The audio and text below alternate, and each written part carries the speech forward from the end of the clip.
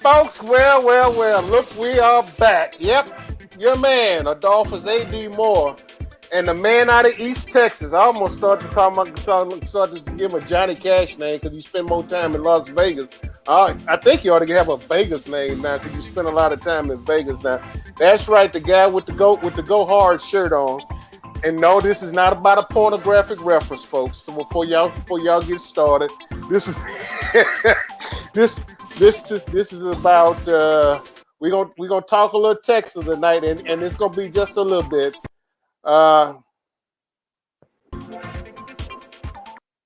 Stop the music. Yeah, there we go. Stop the music. Your Houston Texans, for those of y'all that are fans and want to claim the Texans beat the New England Patriots. No, Tom Brady wasn't there. Giselle is not going to take him back.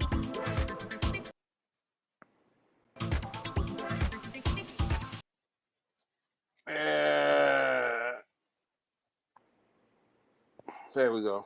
Stop that. No, Tom Brady's not back. A lot of folks didn't play. But the Texans beat the New England Patriots 20-9. Okay, what the hell? You know what? That was preseason. But the main thing, there were certain things I wanted to look at. Elwin, welcome aboard. How's it going? How you feeling? Before I give my quick thumbnail analysis, what was your quick thumbnail analysis on the Texans tonight? Well, first off, I'm doing well. Life is good. Football is back. I couldn't be better. PSA is still undetectable. 10 months after finished radiation. God's been good, and He made me hear another football season, so life's great. Okay, so my quick analysis on the Texans. A little disappointed in the struggles that C.J. Stroud had, but it was his first time out. I don't take any negatives away from that. I think he was just uptight and a little bit nervous. And quite honestly, I didn't think the lineman he had in front of him did a very good job of protecting him during the two series he was in. When Davis Mills came in, it didn't look much better until that last drive of the half. And, oh, my God, that catch by Tank Bell. Unbelievable for that TD to take the 7-3 lead at halftime. And honestly, between all the quarterbacks, I thought Case Keenum looked the best. He drove the team down well, and they got 13 more points in the second half. A little disappointed to see that missed extra point. But the biggest positive to pull out of this game to me, didn't see any major injuries, but even more than that, this defense performed even better than I thought they could this early on. I knew with DeMeco Ryans being defensive-minded, we were going to have a much, much better defense. And I told my buddy Mike Malarkey, who's been a team photographer for the New York Giants for 43 seasons, on the phone when we were talking during the fourth quarter, I said, this defense is going to keep Houston in every game. So that's my early on. Yeah, I concur. I was, CJ struggle. I'm not getting overly bent one way or the other. I was a little bit, let me say, chagrined. But he had two series. I mean, interception, a fumble. He looked at the interception. He will learn from that. He will learn how to not to look his receiver in all the way. I don't care who you are. I mean, with the pressure they had on him, that was the one thing while I've been in practice these last several days and watching him in certain drills, and everybody sort of going ooh and ah on some of his passes. That's true, but I'm sitting there, I'm putting a clock in my head. All right, 1-8, 1-9, 2, 2-0-1, 2-2, 2-2, 2-3. Ball should have been gone, and and he was still holding the ball. So tonight it shows clearly what happens when there's no clean pocket, and that's going to be a plenty of days. There's not going to be clean pockets for him. He's going to grow into that. He's going to learn. He's going to be able to understand how to get in and get out. I think what he found out tonight, when he would have made a little rollout and gave a little dupe, a little move somewhere, and freed himself up to give himself the chance to maybe to complete a pass, I think he found out, oh, wait a minute. These guys can come get you, CJ. Yep. Okay. they can come get you, and they can come and they can get there in a hurry. So in a real sense, in a real sense, man, I think that was the one thing that I think he found out, even though he's been in practice with it. And as I explained to a lot of folks, everybody kept like, "What do you think?" And I'm going like, "Well, they're practicing against each other." And that was the one thing that D'Amico was even. I asked him about. He commented on a couple of days back that I posted out there online. What was he expecting?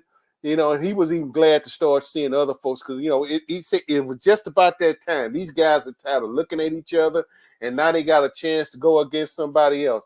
I know the last Tuesday's practice, it was a little bit disappointing in his defense. I think whatever he said Tuesday, they took it to heart because they were swarming, they were fast, particularly at the linebacker spot. And I think to me, that was one of the crux, one of the weaknesses last year with the Texans defense was the linebackers did not stand up. But I think the way it stands right now, D'Amico says, "Hey, I'm putting 4 horses up front. And they don't have to sit there. All they got to do is wait for the ball to snap, and then you go." And i.e. Henry Toto, i.e. Christian Harris, those guys. I look at them and I sort of go like, darn, they're kind of small, but for the way they want to play, but they might be small, but they come with authority and they hit. I am pleased with watching Henry Toto and the way he covers. I mean, he covers some territory from that Mike linebacker spot, and I'm extremely gratified seeing how well he diagnoses plays and gets to the point of attack, and he gets there with a reason and authority. Not a whole lot of missed tackles tonight from the Texans. No, that was a plus. So those missed tackles that we saw a lot, and obviously, yep, I'm prefacing all this with first preseason game. Did New England throw anything out there with them? No, New England came plain vanilla. Texans came plain vanilla. The Texans had to get on a plane to go play. But one thing I hope they would do when they bring that plane back, bring some of that rain back that was in New England. Please, please bring some of the rain back with you guys. Bring it back before this state burns up, like it's to be burning like Hawaii is, particularly Maui is burning up now. So bring it back before we start burning. Because all it takes is one little old spark, and you can see a large SWAT like you seen in Maui and Lahaina, burning up and just swirl wheeling, a tornadic type action of fireballs going around. So yeah, bring some of the rain back. I was applauded that. Tank Dell, he gets my game ball tonight. Tank Dell should have had two more touchdowns besides the one he had. I thought that if Mill Davis could have hit him a couple of times on that little sort of short post route going across the middle, if he could have caught him, because he definitely put the DB on his hip. And then one time on the fly route that he got beyond him, and he sort of changed gears. And this was supposed to be the Patriots' best defensive back, and he separated on him by 5 yards difference. But the ball didn't get there. To the best of my knowledge, there were no major injuries. I'm hoping that i.e. let's get Titus Howard back. That's a plus. We got to get Titus Howard back. So I don't know if he'll be back for the Baltimore game. That's going to be a wait and see. But we hoping that Titus will be back. But as far as the rest of the offensive line, they survived. I thought Juice Scruggs was at he's the guy that's going to have to take over now that we lost the other center that far as it went down. Scruggs I thought had a good game. And so with Quisenberry going down and gone for the season, I thought that he had an excellent game. To me, I think this is going to be a series in progress. Watching him, particularly particularly when the season starts, you got a rookie quarterback starting and a rookie center. Mm-hmm.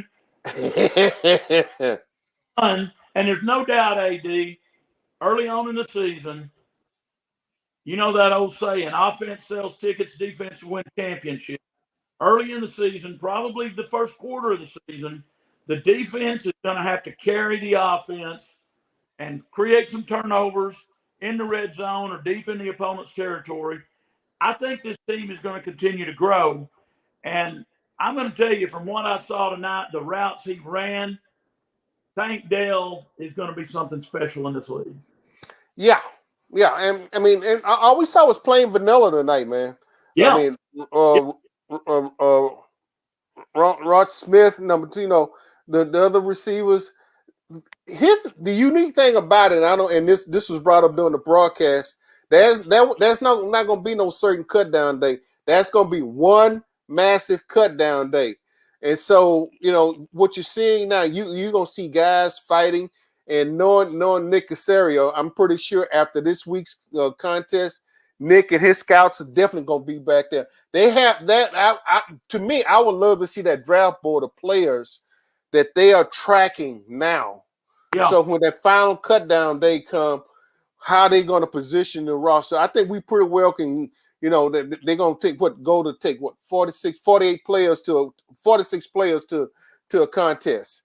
Yep. So we know that's what they're going to be going to a game with. But what they're going to keep on the practice squad and the taxi squad, and so forth, that's going to be a work in progress and a work in flux, I think. And I think that it won't really be a solidification until probably into September. That's just my quick thoughts, quick hitters as far as seeing what I think that this Texans team is going to be. But Big Thrello. Let me see. Yeah, I'm gonna tell you a couple other quick thoughts that hit me during the game. It looked so odd seeing Bill O'Brien again, and as you know, we've seen Bill dressed exactly like that instead of the Patriots logo with the Texans logo on it for so many years. I was just surprised at offensive coordinator that he was down on the field, but I think that'll probably change when the season starts. But I thought they kept flashing on Bill, and it was almost like deja vu to a few years back.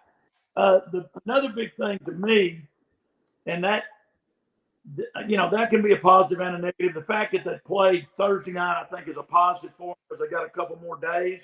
Yeah. We've never had a preseason game like we got coming up next Saturday afternoon, a 3 p.m. kickoff against the Dolphins. Yeah, and it's a 2. I double checked that. That's 3 p.m. Eastern, so it's a 2 p.m. clock. It's a 2 p.m. kick. I thought it was 3 p.m. Eastern. 4 p.m. Hey, I'm looking at here. It is NFL Network 3 p.m. It says 3 p.m. You stand all right. I stand corrected. Yeah, it's 3 p.m. Elwin. 3 p.m. Yeah, it's 3 p.m. I looked at it wrong. I'm covering the Cowboys and the Jaguars at AT&T Stadium Saturday, and the Cowboys game this Saturday starts at 4:00. Cowboys have never had a 4:00 preseason game. So honestly, I like what the NFL is doing this year, making it some earlier games, giving some teams a couple of extra days to rest and relax. I'm liking this new format right now. Yeah, I'm thinking that come on, it's the NFL. Yeah, they don't let the USFL experiment with some stuff. They don't let the XFL experiment with some things. I know that they're looking at. I don't know how hard they're looking at it, but I'm understanding that they're looking at a couple of things that the XFL has done this past season. And I know they've looked at the kickoff, and they probably gonna run that through. Let that go to the XFL, running one more year before they bring it to the competition committee and incorporate it. But I know that's one thing they're definitely looking at. And so, but overall, like you and I both stated, CJ. I mean, not overly disappointed. I'm encouraged. I have to be optimistically encouraged that nervous first game, all the other things. In this week in practice, because they will have a couple of live scrimmages going against the Miami Dolphins this week. So to me, in practice this week's going to be a lot. To me, I'm going to have a lot more fun this week as opposed to sitting there watching the Texans against the Texans. We're going to get to see a couple of live competitions, and particularly some 7-on-7 and 11-on-11, watching the Texans and the Miami Dolphins when they go at it. So it's gonna be very spirited out there next week on Kirby. It will be. And AD, the thing I'm looking for the most, and I know you're thinking the same thing, it'll be really interesting in those joint practices to see how this Texans defense holds up against Tyreek Hill. Yeah. Well, you know what? Here's the thing about it. I think the cheetah probably he'll get a couple of plays. I don't think they're gonna expose. Huh? You won't shut him down totally. No, I don't anticipate. But you know what? This is a chance. I want to see what I want to see Stingley and Steven Nelson. I want to see exactly what's going to how they're going to handle this. I want to see how they want to, particularly Steven Nelson, because he loves to get up in that grill. I want to see how it's going to happen. I want to see with Petrie over the top how they're going to handle it. We're going to see. He might get beat. Fine. We'll find out. Yeah, we're gonna find out. Hey, as we wrap this thing up, like I said, we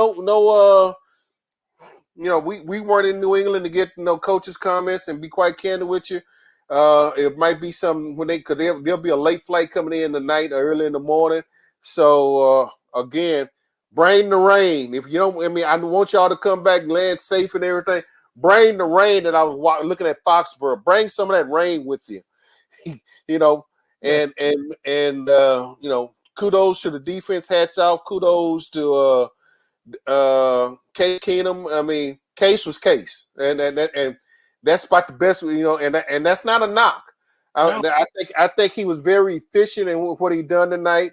I think Davis Mills, be candid with you, Davis Mills could have very well been auditioning for somebody else's backup quarterback tonight. Yep. So hey. As we get ready to wrap this puppy up, closing comments, Elvin, and I'm going to let you go because I know you got to get up and move in the morning. Well, just like you said, I think we'll see a better C.J. Stroud Saturday afternoon next week. I'm confident that we'll see the defense look as sharp as they did tonight.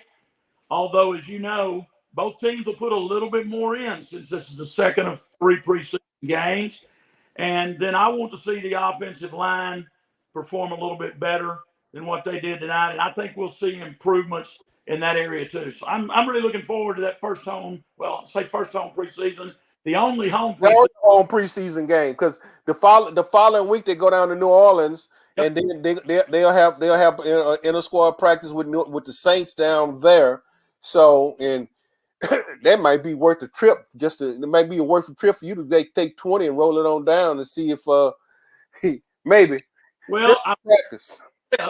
The Cowboys have the Raiders that night. Oh, okay. Okay. Well, hey, we'll see. Hey, man, appreciate it.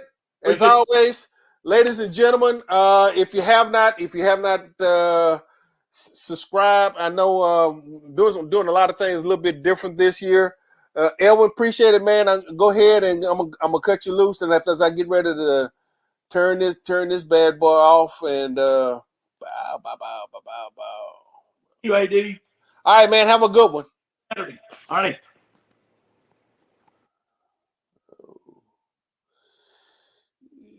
There we go.